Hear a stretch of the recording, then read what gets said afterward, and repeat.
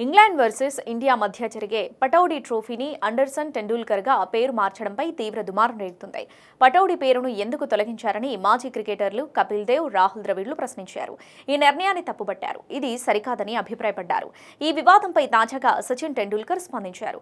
Pataudi trophy పేరు మార్పు నిర్ణయంలో నా ప్రమేయం లేదు. బీసీసీఐ, ఈసీబీ కలిసి తీసుకున్న నిర్ణయం. ఆ తర్వాతే నాకు సమాచారం ఇచ్చారు. పటౌడీ కుటుంబం భారత క్రికెట్కు చేసిన కృషిని నేను గౌరవిస్తాను. సీనియర్ పటౌడీ ఇంగ్లాండ్తో పాటు భారత జట్టుకు ఆడారు. టైగర్ పటౌడీ భారత జట్టుకు కెప్టెన్గా విశేష సేవలందించారు.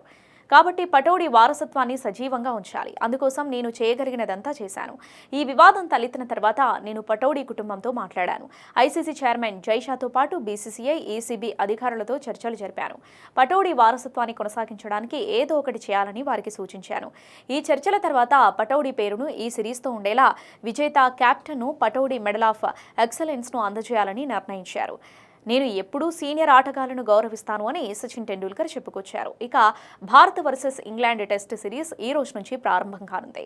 2007 తర్వాత ఇంగ్లాండ్ గడ్డపై టీమిండియా సిరీస్ గెలవలేదు. కనీసం ఈసారైనా విజయం సాధించాలనే పట్టుదలతో టీమిండియా ఉంది.